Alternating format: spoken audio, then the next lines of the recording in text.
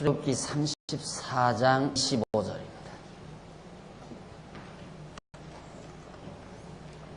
너는 내 희생의 피를 유교병과 함께 드리지 말며 유월절 희생을 아침까지 두지 말며 너희 토지 소산의 처음 익은 것을 가져다가 너희 하나님 여호와의 전에 드릴지며 너는 염소 새끼를 그 어미의 젖으로 삼갈지니라. 지난 시간 아마 이 부분까지 여러분들에게 소개해드린 줄 압니다. 다시 한번 상기하는 의미에서 하나님께서는 이스라엘 백성들에게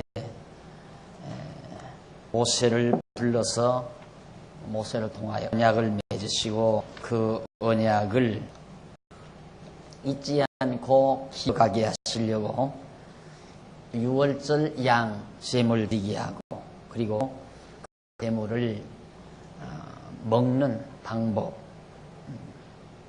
또 처음 익은 열매를 드리는 그런 규례들을 명하는 내용이 바로 마지막 절까지 소개됐습니다. 오늘은 교재 574페이지 중간에 조금 배워 보시면 양쪽 가로 2번 있습니다. 여기 증거한 기록과 수요입니다. 모세가 가지고 올라간 돌비의 증거판인데 하나님께서 또 다시 말씀을 기록해 주시고 그것을 모세에게 주는 그런 내용이 거기 소개되고 있습니다. 34장 17절로 28절 출애굽기 거기 보면 여호와께서 언약의 말씀인 10개를 두 판에 기록을 하는 내용입니다. 여호와께서 모세에게 이르시되 너는 이 말들을 기록하라. 내가 이 말들을 뜻대로 너와 이스라엘과 언약을 세웠음이니라 하시니라. 모세가 여호와와 함께 40일 42야를 있으면서 떡도 먹지 아니하였고 물도 마시지 아니하였으며 여호와께서는 언약 말씀 곧 10개를 그 판들에 기록하셨더라. 여기 보면 27절에 여호와께서 모세에게 이르시되 너는 이 말들 기록하라. 내가 이 말들의 뜻대로 너와 이스라엘과 언약을 세웠다 하는 얘기입니다. 거기 기록된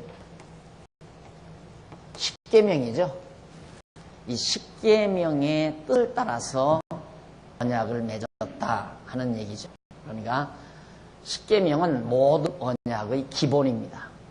핵심 기본 그 핵심 기본의 뜻에 따라서 율례도 주고 규례도 주고 법도도 주고 그래서 각종 이 10계명의 기본 뜻에 따라서 율례와 규례들을 다 명하시고 언약을 하셨다 하는 내용이 바로 지금 27절과 20절에 기록이 되어 있습니다.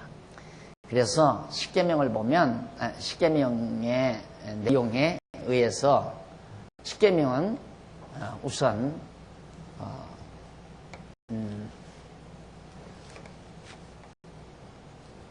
하나님과 인간 그리고 인간과 인간 이것이 이제 1에서 4계명까지고 이것이 5에서 6계명까지 그래서 1계명에서부터 4계명까지는 하나님과 인간과의 관계 종교적인 관계죠. 그 다음 이제 5계명에서부터 6계명까지는 인간과 인간 사이의 건덕에 관한 문제, 덕에 관한 문제를 하나님께서 말씀해 주셨습니다.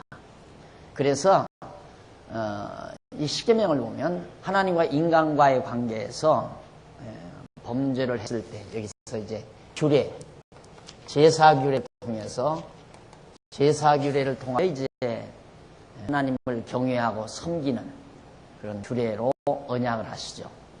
그러니까 우리 인간이 1계명에서 4계명까지 모든 내용은 하나님 여호와 경외하며 섬기는 계명들이거든요. 모두가 다 하나님을 경외하여 섬기는 계명이 1계명에서 4계명까지인데 그 섬기는 구체적인 방법들이 어디에 나와 있느냐면 바로 규례, 모든 규례. 앞에서 우리 규례 들었죠? 앞으로 또 이제 레위서에 또 규례가 나올 거예요. 이런 규례들은 인간이 하나님을 경외하는 구체적인 방법들이 예법이에요. 그 다음 이제 인간과 인간 사이에서는 5계명과 6계명 사이인데 이것은 율례라고 그래요. 율례. 그래서 규례와 율례. 그래서 율법 하면 계명이라고도 나오고 계명, 규례, 율례 이 모든 것을 행하는 법도를 행하는 방법 법도라고 그래요. 법도. 예, 법도란 하나님이 명하신 방법 이런 뜻이죠. 하나님이 명하신 방법. 예, 법하면 법 이 말은 한문으로는 이제 물 숫자 변에 갈 것자거든요. 물이 흐르는 대로가 바로 법이다. 물 흐르는 거. 이게 물 흐르는 건 딱 정해져 있잖아요. 어디에서? 높은 데서 낮은 데로 흐르게 돼 있어요. 절대 낮은 데서 높은 데로 물은 안 흐르거든요. 그러니까 반드시 흐르는 쪽에 길이 있어요. 법이. 그러듯이 우리 인간도 살아갈 길이 정해져 있어요. 딱 아주 정해져 있어요. 그게 법이에요. 즉 하나님께서 명하신 것이 인간이 살아가는 길이란 말입니다. 그래서 이제 여러분들이 다음에 시편을 공부하게 되면 거기에 뭐 규례와 율례, 법도, 계명 등등 많이 나와요. 그런 것들이. 결국은 이 모든 총체적인 모든 것들이 결국은 법이거든요. 법의 기준은 누구냐? 하나님이죠. 국회에서 만든 법이 아니고 인간들이 자기들이 편리한 대로, 자기들이 유익한 대로 만들어 놓은 어떤 의미에서 이제 강자가 약자를 제재하고 자기들의 보호막을 만들기 위해서 만드는 법. 그건 전제주의 법이죠. 독재주의자들의 법. 이제 인간들은 자기들 좋은 대로 법을 다 만들어 쓰잖아요. 그렇기 때문에 국회에서 만들거나 또 인간들이 만들어 놓은 어떤 도덕이나 이런 것은 다 자기들이 유익한 대로 만든 법들이란 말입니다. 그러나 하나님께서 만든 율법이라고 하는 것은 하나님이 만든 율법은 바로 이것인데 이게 하나님이 당신이 기준이 돼서 당신이 명하신 작정해서 명하신 말씀이란 말입니다. 그러니까 반드시 물이 그쪽으로 흘러가듯이 물이 흐르는 길이 한강이 서울 부근을 떠 올라와서 이렇게 해서 이렇게 흘러가잖아요. 여기가 이제 강북이고 여기가 강남이고 이렇게 되는데 한강이 이렇게 딱 물이 흐르는 길이 딱 정해져 있잖아요. 반드시 이대로 흘러간단 말입니다. 마찬가지로 하나님께서 명하신 말씀은 대로 되어지게 되어 있다 이거죠. 그래서 율법이라고 하는 것은 하나님이 명하신 말씀을 율법이라고 그러는데 이게 모두가 다 하나님이 명하신 말씀이란 말입니다. 이것이 바로 뭐냐? 언약이에요. 언약은 반드시 또 성취되잖아요. 그대로 이루어진단 말이죠. 그러니까 여호와께서 명하신 율법은 율법 그대로 이루어진다. 그래서 율법이라고 그래요. 그래서 율법은 모법인 계명과 십계명과 거기에 따르는 세법인 규례와 율례 등으로 구성이 됐다. 그 규례와 율례를 행하는 구체적인 방법을 법도라고 한다. 이해가 가시죠? 이것만 하시면 율법이 무엇인가를 대략적으로 여러분들이 이해하실 수 있습니다. 그러니까 율법이란 하나님이 명하시고 하나님이 그대로 이루어 가시는 하나님이 명하시고 하나님이 그대로 이루어 가시는 여호와 하나님의 언약의 말씀이다. 그런데 대부분의 많은 사람들은 율법은 하나님이 우리에게 명했으니까 우리는 그 명령대로 우리가 행해야 하는 것 그것이 율법이라고 생각하는 거예요. 그만큼 아주 지엽적이면서도 편협적이고 잘못된 이해를 하고 있는 것이죠. 율법에 대해서.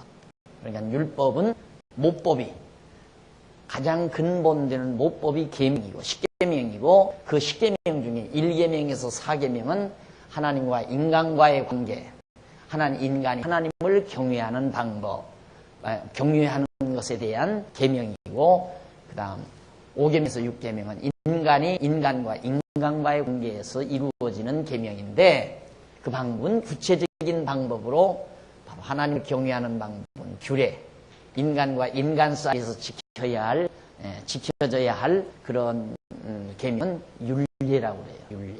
율례 등으로 아주 자세하게 나와 있어요. 아주 자세하게 율례. 그래서 그 모든 것들을 지켜나가는 방도를 법도라고 한다. 그래서 여러분들이 성경을 보다 보면 생전 듣도 보지도 못했던 뭐 계명이니 규례니 율례니 법도니 이런 말이 나오면 머리가 아프잖아요. 머리가. 근데 이게 쉬운 얘기가 아니거든요. 굉장히 어려운 얘기지. 제 머리가 지끈지끈 아플 만큼 연구해서 찾아내가지고 여러분들은 손쉽게 알아듣고 계시는 거란 말입니다.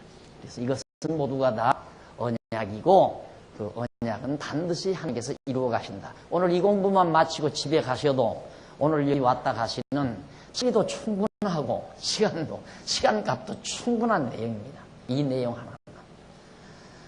허다한 많은 학자들이 이거 하나를 정리를 못해가지고 율법에 대해서 온갖 어제도 어느 목사님이 저한테 전화가 왔어요. 우리 교단 목사님이 아닌데 전화가 와가지고 율법이 다 이루어졌습니까? 안 이루어졌습니까? 그러면서 예수님이 오심으로 다 이루어졌습니까? 그러면 예수님이 오심으로 다 이루어졌다면 지금 택한 백성 가운데 지금 아직 예수를 믿지 아니하는 사람들에게 율법이 상관없습니까? 상관있습니까? 그걸 물어요. 왜 그걸 묻습니까? 유명한 신학자가 쓴 책을 자기가 지금 보고 있는데 예수님이 오심으로 말미암아서 율법은 다 이제 아무도 상관이 없다. 이미 택한 백성에게는 전혀 관계가 없다. 이런 말을 써놨다는 거예요. 그래서 그건 잘못된 겁니다. 아무리 택한 백성이라도 지금 아직 그리스도 안에 들어오지 않았다면 영원전 그리스도 안에는 들어있지만 시간 세계에서는 그리스도 안에 안 들어있으니까 율법 아래 있는 사람입니다. 그 사람 율법 아래서 여전히 정죄되어서 죄인으로 존재하는 거고 그 사람이 복음을 듣고 이제 예수 안으로 들어오면 바로 이제 율법이 터치하지 못하니까 그리스도 안에서 의롭다함을 얻는 백성이 됩니다. 그러니까 아무리 예수님이 오셔서 십자가를 지셨다 하더라도 율법은 폐해진 것이 아니라 굳게 세워져 있다라고 했더니 오르신 말씀 같습니다. 오르신 말씀이 아니라 진짜 옳은 말이네. 그러니까 율법에 대해서 얼마나 많은 학자들이 헷갈려가지고 성도들이 이걸 잘못 배워서 고민하잖아요. 신앙생활의 갈등은 다 이 율법과서 나오는 겁니다.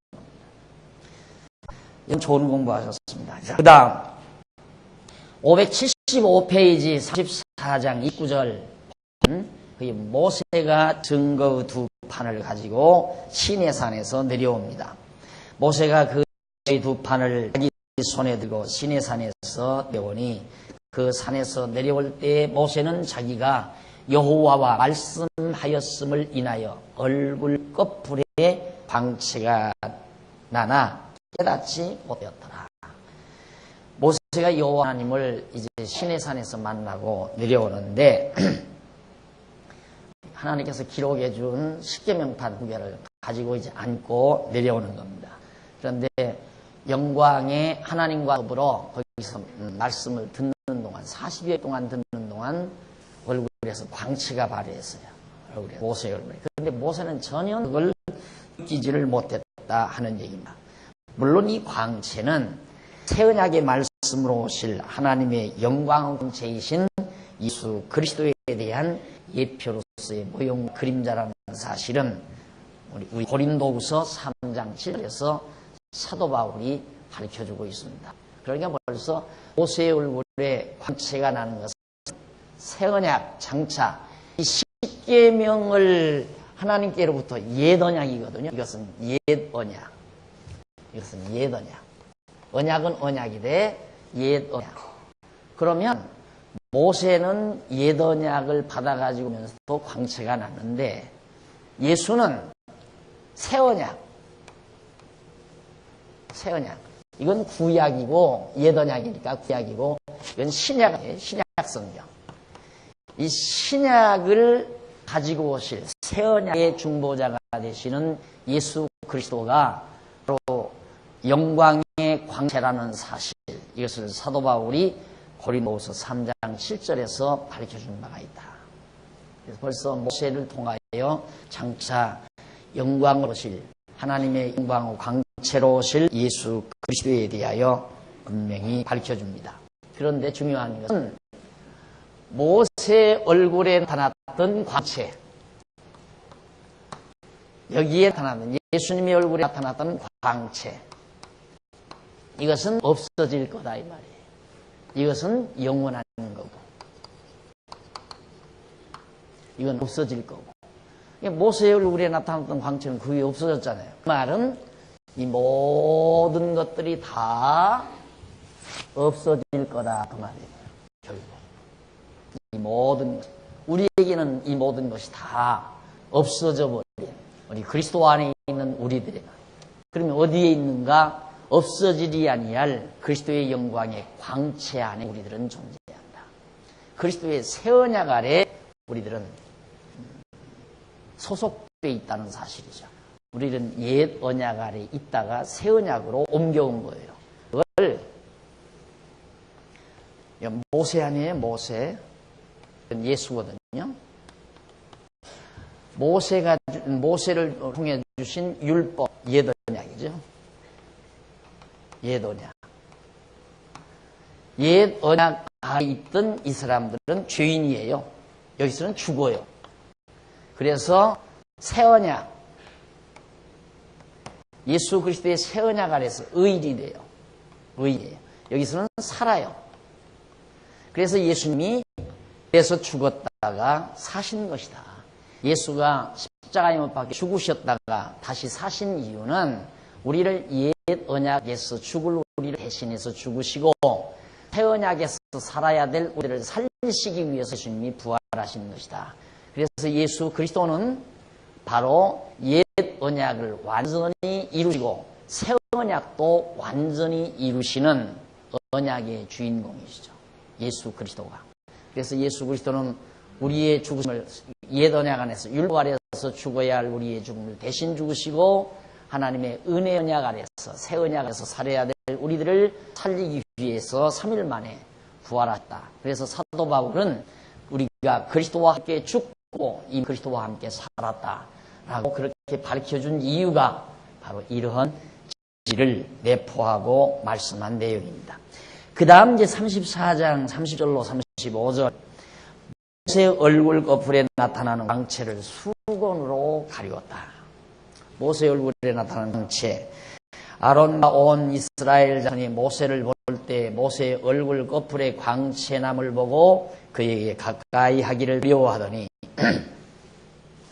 모세가 그들을 부르니 아론과 회중의 모든 이 어른이 모세에게로 오고 모세가 그들과 말하니 그 후에야 온 이스라엘 자손이 가까이 오는지라. 모세가 여호와께서 시내 산에서 자기에게 이르신 말씀을 다 그들에게 명하고 그들에게 말하기를 마치고 수건으로 자기 얼굴을 가리웠더라. 그러나 모세가 여호와 앞에 들어가서 함께 말할 때에는 나오기까지 수건을 벗고 있다. 나와서는 명하신 일을 이스라엘 자손에게 고하며 이스라엘 자손이 모세의 얼굴의 광채를 보는 거로 모세가 여호와 말씀하러 들어가기까지 다시 수건으로 자기 얼굴을 가리웠더라 라고 했어요. 이게 모세가 이제 시내산에 올랐다 내려와서 광채가 났는데 이제 회중 가운데서 모세가 와서 이제 시내산에서 받은 모든 말씀을 다 백성들에게 말해야 되지 않았어요. 그럴 때는 백성들이 그 영광을 보지 못하게 수건으로 얼굴을 가리우고 그 다음 다시 성막으로 들어가서 하나님을 배울 때에는 이제 수건을 벗었더라. 그런 얘기예요. 그게 도대체 무슨 뜻인가 하는 얘기입니다. 그 내용을 우리 한번 살펴보십시다. 그런 사실이 사실에 대해서 거기 576페이지 성경 본문 밑으로, 성경 본 아래로 다섯째 줄 중간에 보시면 바울은 나와요. 성경 본문 아래로 576페이지 성경 본문 아래쪽으로 다섯째 줄 중간, 그걸 잘 듣고 봐주셔야 돼요. 바울은 바로 지금 이 광채를 가리운 사실에 대해서 바울은 뭐라고 그러냐면, 이스라엘 자손들로 장차 없어질 것의 결국을 주목치 못하게 하려고 수건을 그 얼굴에 쓴 것이라고 하셨다. 왜 사도 바울이 모세가 이 광채를 수건으로 가리웠는가? 왜 가리웠냐? 그건 장차 없어져 버릴 것이기 때문에, 없어질 것이기 때문에 그 광채를 보지 못하게 가리웠다. 그럴 거 아니겠어요? 모세 얼굴에 광채가 하나 딱 했는데 좀 있다가 없어져 버리니까, 야, 모세에게서 하나님이 떠나는가 보다, 이런 생각을 할 수도 있고, 또 별것도 아니다 이럴 수도 있고, 이러니까 아야 처음부터 그 광채를 보지 못하게. 왜 그러냐면 이 광채는 다 없어질 것들이다 이 말이에요. 그래서 이제 가웠다 라고 하였고, 그 수고는 그리스도 안에서 없어질 것이라고 그렇게 고린도서 3장 13절로 14절 사도 바울이 밝혔어요. 즉 수건이 가리워진 자는 예수를 하나님의 영광 광채이신 그리스도로 보지 못하고, 그 수건을 벗는 자는 예수를 하나님의 영광 광채이신 그리스도로 보게 되는 것이다. 문제는 그거예요. 자, 수건을 가리면 못 보는 거고, 수건을 거두면 보인다 이거예요. 그런데 바로 오늘 우리 이 수건이라고 하는 것은 예수를 하나님의 영광 광채이신 그리스도로 보지 못하는 거, 수건이 가리워져서 그래요. 그러니까 예수님 당시 때도 예수님께서 물었어요. 소경의 눈을 띄워주니까 네가 진짜로 소경의 눈을 띄웠느냐라고 물어요.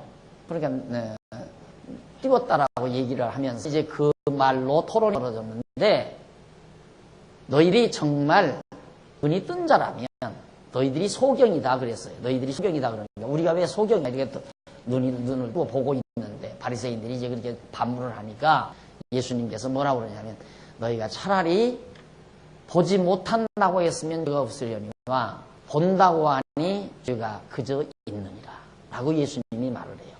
그러니까 너희가 보지 못한다고 해서 차라리 죄가 없다. 그런데 본다고 하면서도 왜 죄가 있는가? 본다고 하는 것이 왜 죄가 있는가? 본다고 하면서 왜 예수님 당신 자신을 하나님의 아들 그리스도로 못 보느냐 이 말이에요. 이 수건에 관한 문제거든요. 그러니까 너희들이 눈 뜨고 보는 자라면 내가 하나님의 아들 그리스도인 너희들이 알 거다 이거예요. 그런데 너희들이 소경이니까 지금 못 보지 않느냐. 그들에겐 수건이 가리워져서 결국 뭔가 수건이 가리워서 예수를 그리스도 못 보고 하나님의 아들 예수를 십자가에 못 박아 죽인 거란 말입니다. 그것을 사도 바울이 증명해낸 거예요. 그러니까 우리는 이게 눈이에요. 이게 눈인데 이 눈이 눈으로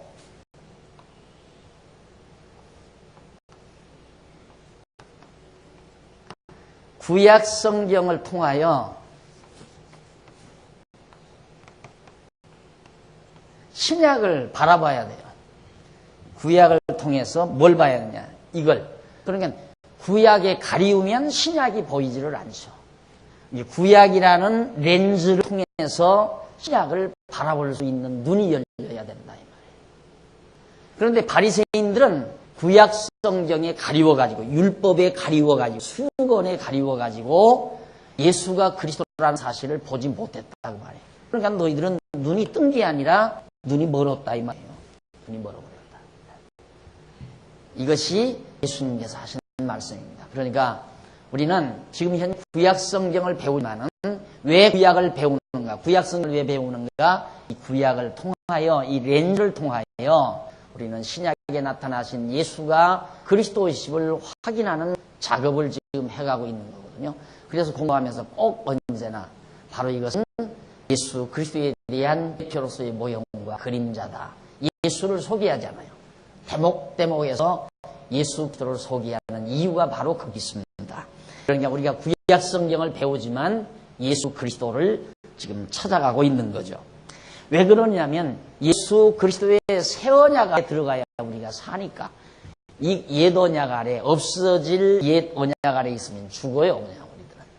그래서 여기에서 바로 예수님의 은혜 언약, 새 언약 아래 우리가 들어가기 위해서 바로 계속해서 그리스도를 발견하고 찾아가는 겁니다.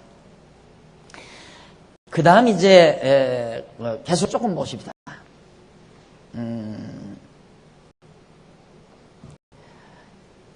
수건이 얼굴에 가리워졌기 때문이다. 그러므로 이제 거의 끝부분에 그러므로 신의 산 언약의 말씀에 대한 증표가 모세의 얼굴에 나타난 광채라고 한다면 새 언약의 말씀에 대한 증표는 여호와 하나님의 영광의 광채이신 그리스도이신 것이다. 이 새 언약의 광채는 예수 그리스도 자체가 바로 하나님의 광채이요, 옛 언약의 광채는 모세의 얼굴에 나타난 수건으로 가리운 광채다. 자, 지금까지 우리는 속에서 살펴봤는데 출애굽기 34장 내용은 여호와 하나님께서 모세의 두 번째 증거판을 수여하신 내용이죠. 우리가 그렇게 잘 공부했습니다. 이러한 내용들은 결국 뭘 말하는 건가? 밑에서 570페이지 두 번째 언약 십계명판을 받게 된 이런 섭리들은 밑에서 두 번째 뒷부분에 보면 후일에 언약 자손인 그 예수 그리스도 나오죠. 예수 그리스도를 무덤에 아주 버리지 아니하시고 다시 살리셔서 영원한 언약 관계를 유지하실 것에 대한 예표로서의 모형과 그림자이다. 이와 같이 여호와 하나님께서는 언약 자손에게 두 번째 증거판을 수여하시는 섭리를 하시고 이어서 성막에 대한 규례를 언약 자손들로 수행하도록 하는 섭리를 계속하신다. 자, 지금 이제 십계명 줬죠. 십계명을 줬으니까 당연히 이 십계명을 지켜나가기 위해서는, 행하기 위해서는 먼저 하나님과 인간과의 관계에서 인간이 하나님을 섬기는 1계명과 4계명을 바탕으로 한 규례를 명하는 것이 자연스러운 순서 아니겠어요? 그래서 이제 우선 성막 규례를 수행하도록 하시는 내용이 35장과 40장에 소개됩니다. 자, 그러니까 성막 규례를 수행하도록 하는 것은 우선 인간이 하나님을 섬기는 데 있어서는 섬기는 장소가 있어야 되잖아요. 아무 데서나 섬기는 게 아니라 왜 이 장소를 지으냐면 그것도 이방 민족들은, 다른 이방 백성들은 아무 데서나 섬겨요. 나무 그늘 밑이나 어느 언덕 밑이나 어느 길가나 아무 데서나 그냥 제단 쌓고 짐승 봐서 이렇게 막 춤을 추면서 노래 부르면서 술을 마시면서 그렇게 이제 축제를 벌리고 신을 섬긴단 말입니다. 그러면 그들과 구별이 돼야 되잖아요. 이방 민족과는 구별이 돼야 한다 이 말이죠. 그러니까 이방 민족은 아무 데서나 제사를 드리지만 하나님의 택한 백성은 딱 한 곳 딱 지정을 해줘요. 그러면 보세요. 나중이라도 후일이라도 그 이스라엘 백성들이, 자녀들이, 아버지 왜 우리는 꼭 하나님께 제사하러 그 원국까지 예루살렘까지 가야 돼요? 여기서 그냥 하면 안 돼요. 다른 민족들 보니까 다 아무 데서나 하던데 이놈아, 그러면 안 된다. 다른 민족들은 하나님을 모르는 백성이니까 아무 데서나 하지만은 우리는 애굽 종되었던 집에서 인도하신 여호와 하나님이 바로 오직 예루살렘 그 성전에서만 제사라고 명했기 때문에 거기 가서 제사를 드려야 된다. 이렇게 해서 완전히 구별된 백성임을 이스라엘 자손들이 가르치기 위한 중요한 목적이 거기 있습니다. 곧해요 백성들을 괴롭히려고 한 군데만 지으라는 게 아니에요. 그래서 제가 이런 내용을 말하면서 이 예배당 이걸 지어놓고 이게 성전이라고 자꾸 그러잖아요. 이게 무슨 의미의 성전이냐? 성전이라면 성전하려면 저 예루살렘으로 가서 거기 가서 제사를 드려야지 이게 성전이 될 수가 없다. 이건 하나님 앞에 엄청난 죄악이라 이 말이죠. 아무데나 성전을 짓는 법이 어디 있어요? 성전은 하나님이 딱 정해준 장소에 한 곳에만 지어야 돼요. 그런데 대한민국 땅, 요즘 아파트 단지촌 한번 가보세요. 골목마다 막 새빨갛지요. 제가 일로로 빠져나간 것도 아주 크게 꼴 보기 싫었어요. 오죽이나 그 빨간 십자가가 보기 싫으면 죽어도 여기다 십자가를 안 달라고 그러겠어요. 아주 보기만 해도 막 거부감이 나오고 아주 지겨워요. 특히 한번 텔레비에 나오는데 우리 교회에 있던 이 대치동에 우리 예배당이 있었던 그 골목, 거기를 비치는데 십자가 탑이 7개인가 8개인가 나와요. 거기를 쫙 비치는데 그때 죽고 싶더라고요. 얼마나 괴로운지. 야, 하나님께서 여기서 좀 빨리 빠져나오게 안 하시나. 거기 그냥 도매금으로 넘어갔잖아요. 장안중앙교회 예배당 십자가 탑도. 그래서 당장 가서 그것 그냥 끌어내고 싶어도 철탑으로 해놓은 거라 마음대로 되지도 않고. 그래서 그냥 참느라고 죽을 뻔하라는데, 그래 여기 나와서 죽어도 그 십자가를 꽂기가 싫은 거예요. 보기가 싫으니까. 예, 그게 성전이라고 난리거든요. 성전이라. 성전은 무슨 성전이에요? 그냥 진리를 사모하는 자들이, 성경 말씀을 깨닫고 싶어하는 자들이 모여서 성경 공부하는 교실이에요. 교실.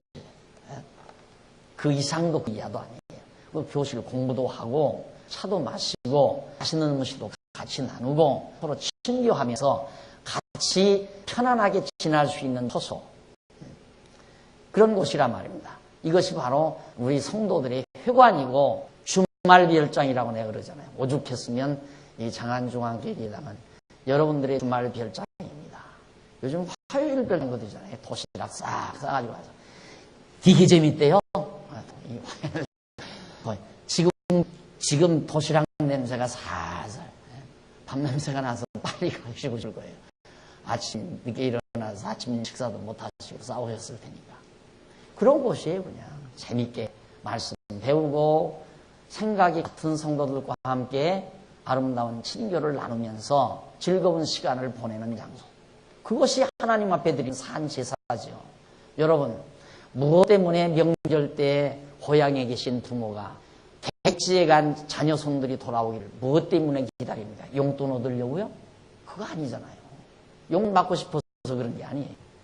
그냥 슬하에 먹은 자녀 손들이 쫙 모여서 맛있는 음식 먹으면서 즐거워하고 기뻐하고 그렇게 시간을 보내는 것을 할아버지, 어른이, 어머니, 아버지가 지그시 보면서 흐뭇한 거예요. 그 자체가 흐뭇한 거예요. 오늘 하나님 마찬가지예요. 오늘 하나님의 백성들이 즐겁게 서로 화목하면서 신교 나누면서 아름답게 하루 일과를 보내는 그 생활 자체가 하나님께 돌려드리는 산제사란 말입니다. 영적 예배. 꼭 이 안에 들어와서 뭔가 갖고 이러는 것만 영적 예배가 아니라 그냥 산제사, 영적 예배예요. 그건 우리 여러분들의 가정에서도 볼 수 있는 거고 어느 유원지에 가서도 우리 믿는 성도들끼리 유원지에 가서 즐겁게 노는 것도 하나님 보시기에 얼마나 즐겁겠어요. 바로 그걸 말하는 거란 말입니다. 그러나 어머니 아버지 부리는 게 뭡니까? 잘 사는 아들 못 사는 아들 돌아와 같이 다 와가지고 못 사는 아들이 기가 팍 껴가지고 구성만 잡고 있고 얼굴이 쌩노래져 있으면 그것처럼 부모가 못 박는 일이 얼마나 많겠느냐, 얼마나 하겠느냐 이 말이요. 똑같은 이치예요. 함께 그리스도를 섬기고 믿는 성도들이 반복질시하고 서로 화목하지 못하고 즐거워하지 못하는 이것이 하나님을 기쁘시게 하지 못해드리는 그런 결과를 가져온다는 사실. 아주 어렵게 생각하지 마세요. 그러니까 여기는 이 성전이 아니에요. 성전은 이 지상 있는 성전은 여기에 속한 거기 때문에 이건 어떻게 없어질 것. 그래서 없어졌어요. 없어지고 이방 신당이 지금 예루살렘에 지어져 있거든요.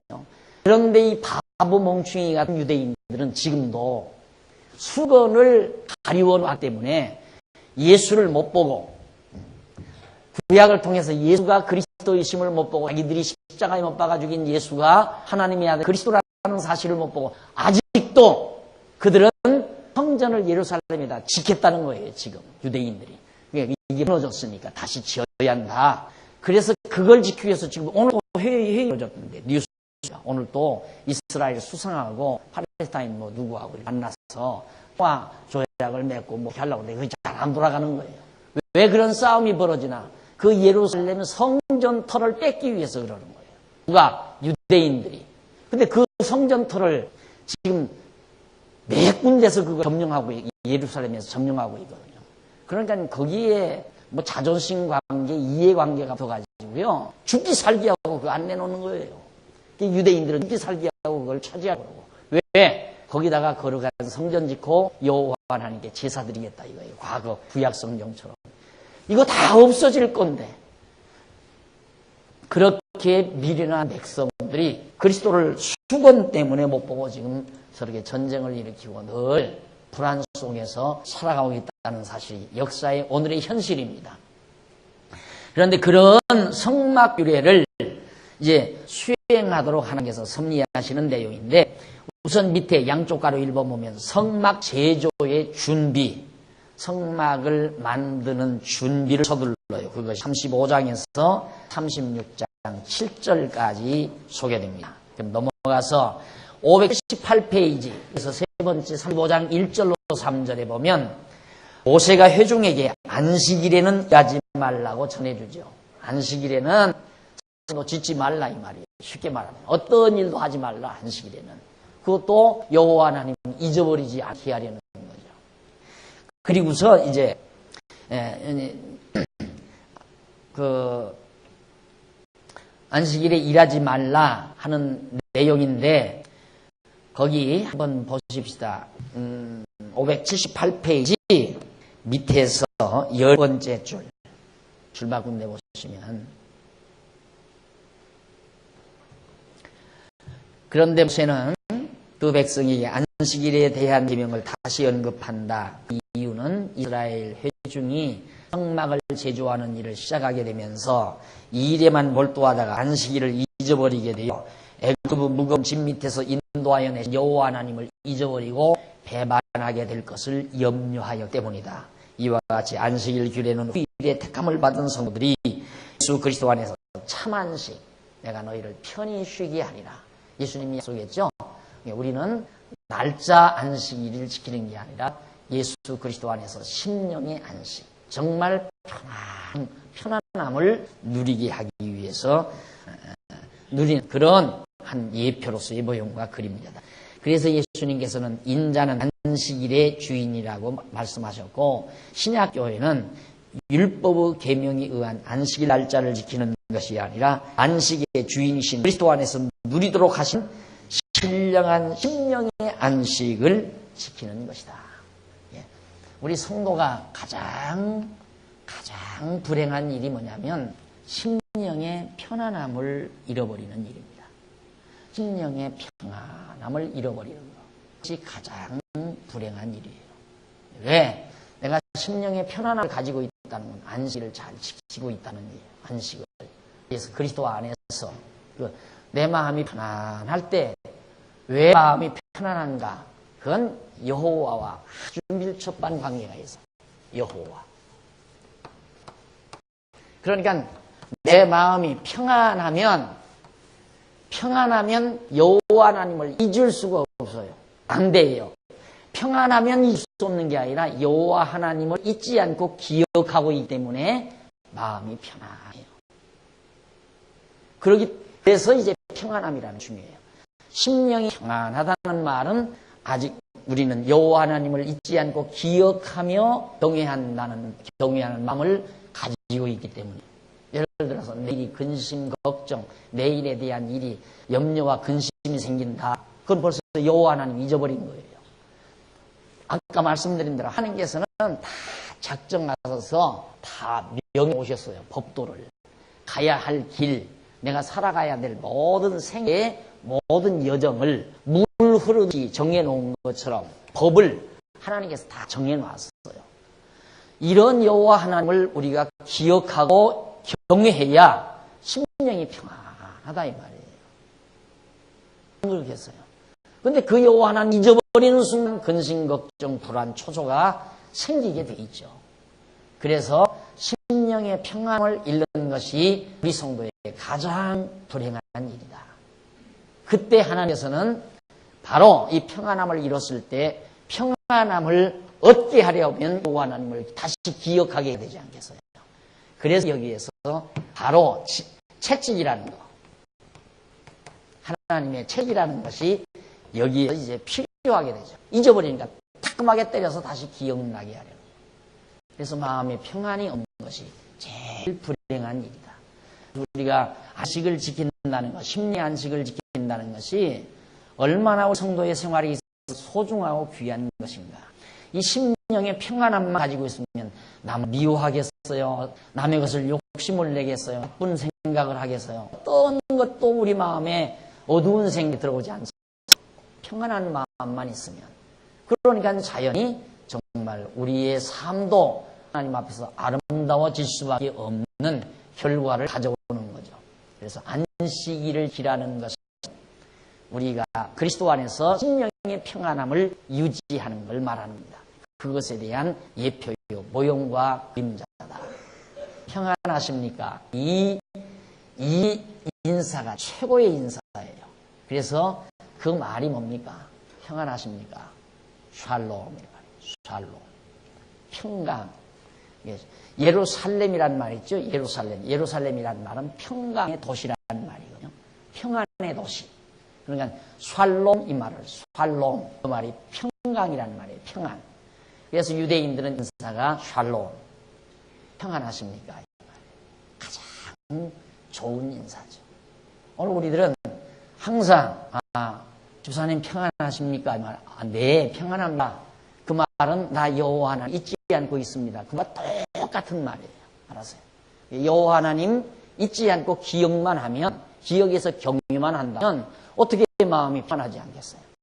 마음의 근심, 걱정, 증오 이런 마음들을 가지고 있으면서 여호와 하나님 경외한다. 거짓말이에요. 그건 새빨간 거짓말이에요.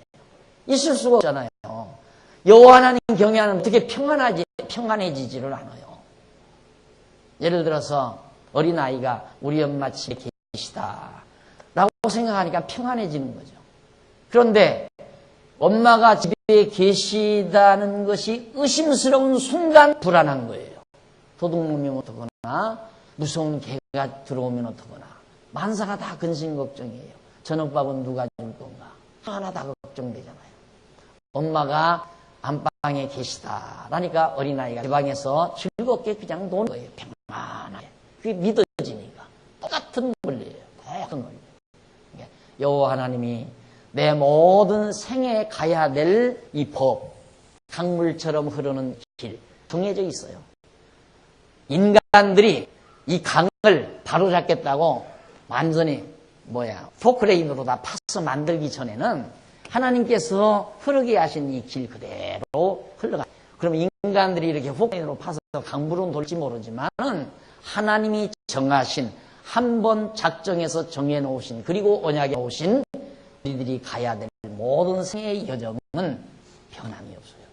절대 변함이 없어요. 그대로 살아가게 돼 있어요. 천하 없어도.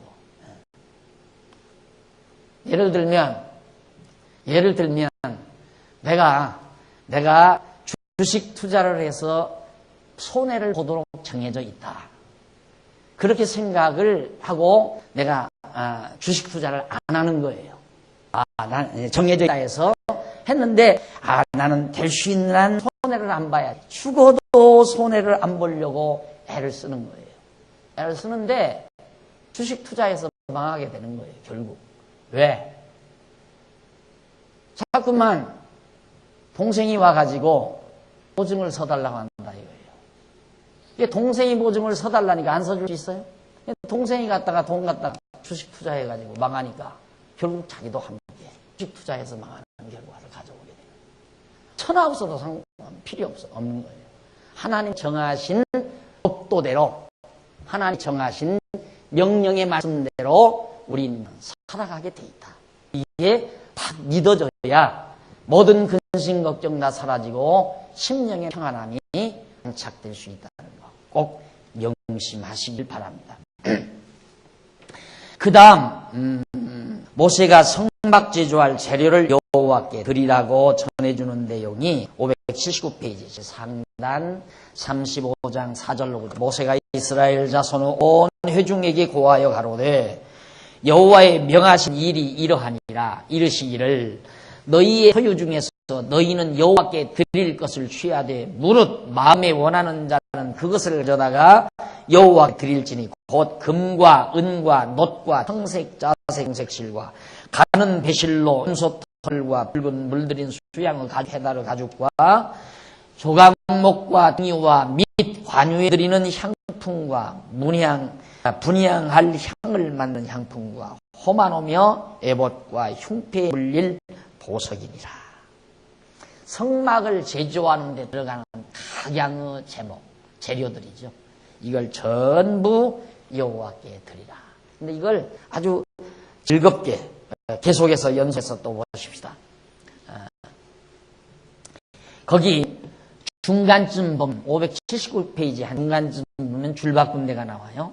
회중이 소유와 마음을 여호와께 드리는 것은 자기 스스로를 모두 드리는 것이나 다름이 없다. 이러한 섭리는 후일에 예수 그리스도께서 택한 성도들을 참 성로 제목으로 삼아 하나님이 거하실 처소로 지어져 가게 하실 것에 대한 예표로서의 모형과 그림자다. 모든 소유물과 마음을 하나님께 드린다. 소유와 마음. 소유는 외적인 물질 아니에요. 자기가 가지고 있는. 마음은 내면에 속하는 거고. 그러니까 자기 자신의 전부를 말하는 거예요. 그러니까 결국 하나님께서는 바울이 그렇게 얘기했어요. 살아도 주의 것이요 죽어도 주의 것이라. 온전히 주 앞에 드리는 삶. 이걸 통해서 성전을 지어가는 그리스도의 사역을 우리에 잘 보여주고 있는 겁니다. 그러니까 각양각색의 사람들 다 틀려요. 성격도 다르고 기질도 다르고 또 그 사람의 여러 가지 사회적 지위도 다르고 용모도 다르고 다 달라요. 각양각색의 사람들이지만 예수 그리스도에게 나오면 그리스도께서 전부 필요적절하게 사용하셔서 하나님의 거룩한 성전으로 우리를 다 지어져 가게 하시는 그리스도의 사역을 우리에게 보여주는 것이 바로 이 부분의 내용입니다.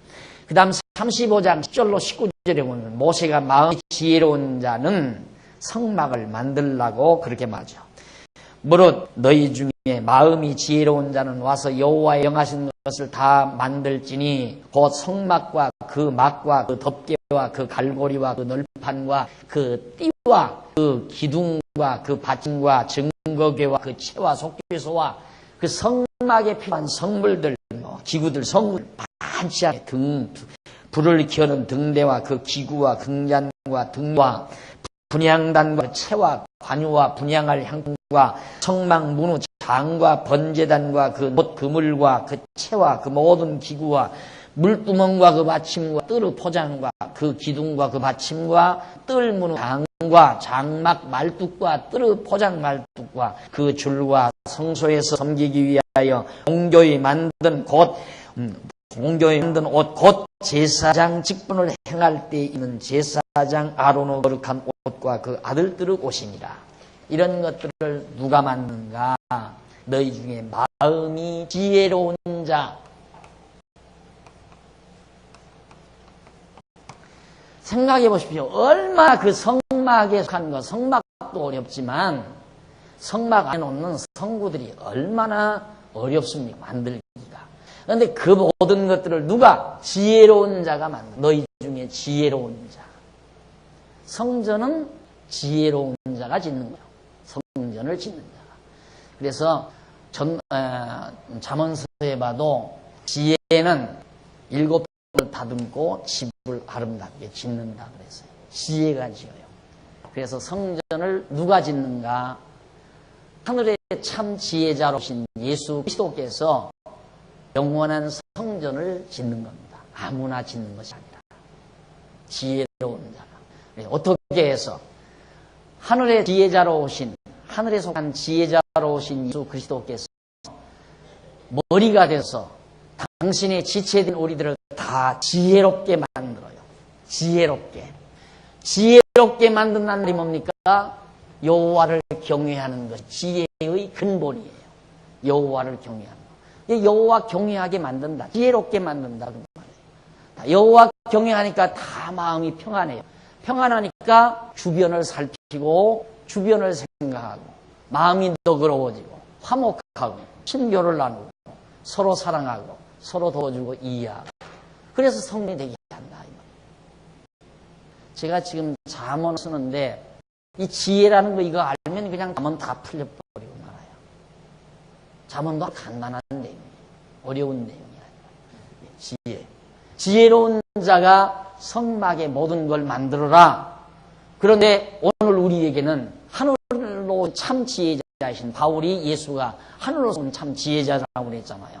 우리는 신령한 지혜자이신 예수 그리스도. 그 예수 그리스도가 성전을 짓는데 성전 짓는 영원한 성전을 짓는데 성전 짓는 구체적인 방법이 뭔가 여호와를 알게 해요. 알고 경외케 해요.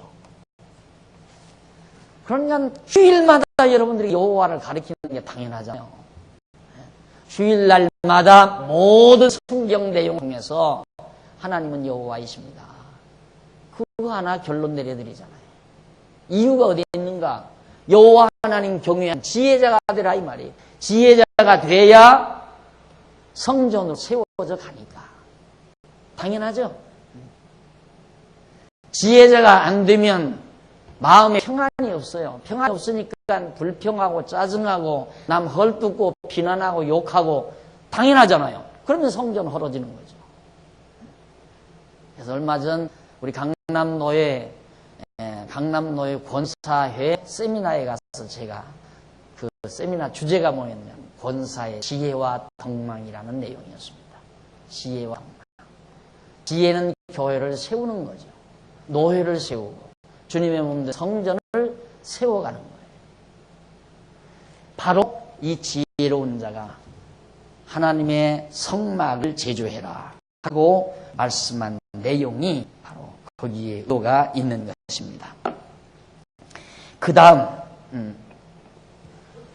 그 고린도전서 1장 24절에 그 말이 나오죠. 바울은 그리스도는 하나님의 능력이요 지혜니라. 그리스도가 지혜다 이 말이죠. 35장 20절로 29절 580페이지 중간에 자원하는 회중이 각종 예물을 즐거이 여호와께 드렸다. 자, 그거 읽어보면 간단해요. 뭐든 지금 드리라고 한 각종 예물. 이스라엘 자손의 온 회중이 모세 앞에서 물러갔더니 무릇 마음이 감동된 자와 무릇 자원하는 자가 와서 성막을 지키기 위하여 그 속에서 쓸 모든 것을 위하여 들어간 옷을 위하여 예물을 가져다가 여호와께 드렸으니 곧 마음에 원하는 남녀가 와서 가슴 핀과 귀고리와 가락지와 목걸이와 여러 가지 금품을 가져왔으되 사람마다 여호와께 금예물을 드렸으며 무릇 청색, 자색, 홍색실 모든 것들을 드렸다. 25절 마음이 슬기로운 모든 여인은 손수 실을 낳았고 26절 마음의 감동을 받아 슬기로운 모든 여인은 염소털로 실을 낳았으며 또 29절 마음에 원하는 이스라엘 자손은 남녀마다 여호와께서 모세의 손을 빙자하여 명하신 모든 걸 만들기 위하여 물품을 가져다가 여호와께 어떻게 즐거이 드렸더라. 자원하여 즐거이 입니 즐거이 이예요 시예요 이 즐거이 네? 나도 이 국문 한글도 몰라요. 즐거이 드렸더라. 자원해서 즐거이 이게 굉장히 중요한 겁니다. 이게 우리 장안중앙교회 목회의 핵심이에요. 목회 방법의 핵심. 자원해서 즐겁게. 이러지 않으면 시키지 말라 그 말이에요. 하기 싫으면 하지 말라 그 말이에요. 왜? 성전 무너지니까. 자원해서 즐거이 드려야 성전을 짓는 제목이 돼요. 억지로 하는 건 아니에요. 절대 억지로 시키는 게 아니다. 그래서 지난번 엊그저께 남전도에 세미나 할 때도 각 속회를 운영할 때 회장의 임무가 결의를 도출해내는 게 아니라 합의를 도출해낸다. 합의. 뭘 결정을 시켜내는 줄 알아요. 회장이. 정말 멋있는 회장은 합의를 도출해내요. 그 말은 뭐냐면 회원이 20명이면 20명이 모두가 다 마음이 하나가 되도록 노력한다 이 말이에요. 그런데 미련한 회장은 일을 만들어요. 일만 만들어요. 결의를 해서. 그러니까 자기가 하기 싫은 일은 안 하도록 결의를 하고 싶은 일은 하도록 결의를 해요. 그러면 예를 들어 10명 중에 7명은 반대고 13명은 찬성이다. 통과됐습니다. 일합니다. 이러고 나간다 이거예요. 그건 결의를 도출해내는 건 교회를 허는 행위예요. 합의를 도출해내야 돼요. 반대자도 뜻이 있어서 반대하는 거예요. 찬성하는 자도 뜻이 있어서 찬성하는 거고. 그러니까 찬성한 이유와 반대하는 이유를 자세하게 다 소상하게 말할 수 있는 논의를 잘 거치게 해야 돼요. 그래서 반대하십니까? 왜 반대하시는지 반대하는 뜻을 지어주시죠 하고 그 사람 반대하는 의미를 자세하게 말하게 찬성하는 자 한번 발언을 하십시오 하고서 잘 발언하다 보면 저 사람 의견보다 이 사람 의견이 낫다. 반대하던 사람도 찬성 쪽으로 갈 수 있고 찬성하던 사람도 반대쪽으로 갈 수 있잖아요. 그러다 보면 가만히 회장이 살펴보면 이만하면 이제 회원들의 마음이 하나로 뭉쳐져가. 자, 동의 제청하시죠 하고 성안을 받습니다. 그래서 성안 받아가지고 가문 이해하십시오. 예, 아니면 아니라 하세요. 아무도 없다 이 말이에요. 그렇게 해야 그게 합의가 되는 거예요. 합의. 그러니까 뭘 막 자원하는 마음 즐겁게 하도록 해야 되는데 억지로 하기 싫으면 또 억지로 하게 하는 건 안 된다 이 말이에요. 순간적인 어떤 일은 이루어질지 모르지만 진정한 의미에서 성전이 지어지는 건 아니다. 그러니까 남들 보기에는 영 능력 없는 지도자 같고 정말 저 교회는 영 형편없는 교회 같지만은 조력이 있다 이 말이에요. 그래서 제가 자꾸 하기 싫으면 하지 마십시오 하는 말이에요. 하기 싫으면. 이 성도대학 운영하는 분도 아이고 목사님이 연구비 못 드리겠어요. 못 드리면 뭘 말지. 왜요? 그러니까 연보가 안 들어온대요. 한번 강조할까요? 강조에서 나오는 연보 필요 없어요. 정말 이 일이 아름다워서 즐거운 마음으로 자원하는 마음으로 내는 연보라야 멋있게 성도대학이 자라나지 억지로 어떻게 공부하고 그냥 가? 그게 사람의 얼굴이야? 이러고 해서 억지로 연보하게 한다면 어떻게 성도대학이 멋있게 클 수 있겠어요? 즐겁게 자원해서 하기 싫으면 하지 마. 연구비 조금 덜 받았으면 되잖아요. 그렇죠? 그게 더 멋있는 거라고 말이에요. 교회 목회도 마찬가지예요. 교인들이 연보 안 내면 조금 운영비 줄이고 나도 사례를 좀 적게 받고 살림 좀 줄이고 아파트 30평 살 거 15평으로 줄이면 아파트 경비도 줄어들어가잖아요. 예를 들면 모든 거 줄이면 가능하다. 그것이 훨씬 더 아름답지 억지로 늙어서 과시하는 것은 순간일지 모르지만 그건 머지않아 무너진다고 말이죠. 그래서 성전을 짓는데 자원해서 즐거이 드리게 하는 것. 그게 매우 중요한 일이다. 우리 실례지만은 수백 명의 점심을 어떻게 다 책임을 짓는가. 제일 걱정하는 이어서 여기 와서 주변에 식당도 오고 그런데 거뜬히 해결되잖아요. 자원해서 즐겁게 다 하잖아요. 안 즐거우면 하지 마세요. 그냥 안 즐거우면 하라고요. 항상 즐거우면. 그러니까 항상 토요일 날 밥할 때 제가 아무리 봐도 그저 연구실에 앉았다가라도 반드시 한두 번은 내려가 봅니다. 혹시 일하시면서 짜증 안 부리나. 짜증 부리면 집사님 가서 쉬시지 하고. 진짜. 근데 한 번도 그 말을 못해요. 짜증 부리는 분이 없어서. 나는 만약에 짜증 부리는 분이 있으면 그 말 하려고 내려가는 거예요. 집사님 가서 쉬시죠. 짜증 부리면 왜 해요? 안 그래요? 팔자고 칠 일 났었어요? 그럴 일 없잖아요. 무슨 욕심 차릴 일 났었어요? 왜 짜증 부려요? 즐겁게 자원해서 즐겁게 하갔으면 하고 하기 싫으면 말라. 한 번도 점심 굶어본 일이 없거든요. 2년이 넘었는데 지금도 벌써 6, 7월까지 꽉 차버렸잖아요. 이게 진짜 성전이 지어져 가는 거예요. 자, 그래서 자원하는 회중이 각종 예물을 즐겁게 드린다. 즐겁게. 그래서 온 성도가 즐거워야 되고 항상 마음이 평안해야 되고 이것이 목회들이 과거에는 요즘에는 이제 달아가지고 묻지 않지만 과거에는 목사님 목표를 어떻게 하면 성공할 수 있어요? 성도들을 평안하게 만들어라. 그리고 성도들로 즐겁게 해주어라. 그러면 목회 성공하는 거죠. 그게 내가 해줄 수 있는 게 아니라 방법은 여호와 하나님 가르쳐. 하나님 여호와이라.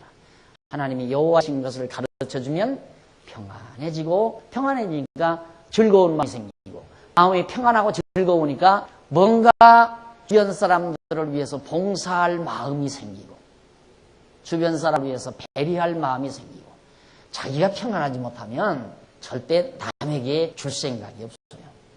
이게 친구들끼리도 상대방 싹 들떼놓으면 오늘 내가 점심 살게 그러잖아요.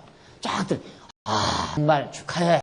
이모 승진했다면 축하해 막 하고 들떼놓으면 기분이 좋아가지고 오늘 내 점심 내지 하고 하잖아요. 기분 좋아야 돼요. 즐거워야 돼요. 그래야 뭔가 남을 위해서 희생할 마음도 생기고 봉사할 마음 생기는 거지. 방법은 하나님 여호와임을 깨닫고 경외하는 마음을 갖게 하는 거. 아주 간단해요. 목회가. 제주 피면 안 돼요. 나처럼 여러분 날 봐 모르겠어요. 여러분들이 날 어떻게 보는지. 지금은 변했는지 모르지만 나는 잘 모르겠지만 내가 얼마나 참새처럼 작은 사람 같이 생겼습니다. 잔재주 안 피잖아요. 참 우직스러워요. 제가. 왜? 알고 나니까. 잔재주를 피려면 째째해서 못하겠어요. 요리 안 하고 잔재주 안 피고 남 이렇게 살살 이렇게 앞뒤로 해가면서 요리하지 않고 아주 그냥 담백하게 돼버리죠. 하나님께서 나와 같이 있어야 할 사람은 있게 할 거고 떠나가야 할 사람은 떠나갈 거고 그게 정해져 있으니까 구태여 그 사람을 요리 뭘 친하지도 않으면서 친한 척 별로 관심도 없으면서 관심 있는 척 이러고 안 한다 이거예요. 안 해지죠. 안 한 게 아니라 안 해지죠. 그냥 사실 그대로 모습 그대로 편안하죠. 나도 편안하고 대하는 분도 참 편안하고 그런 말 많이 들어요. 목사님 참 사람을 편안하게 합니다. 그렇죠. 사람 딱 앞에 쳐놓고 위로 밑으로 사 구슬로 보면 그것처럼 사실 기분 나쁜 게 어디 있어요. 야, 이 친구 날 완전히 째려본다. 그 조폭들한테만 나면 가루도 없어요. 뼈도 못 추려. 그런 짓 하다가는. 옛날에 자랄 때 아이들이 왜 때립니까? 너 왜 날 째려? 하고 두들겨 팼잖아요. 우아를 훑어본다. 이거니까. 왜? 사람 요리하려고. 그럴 거 없어요.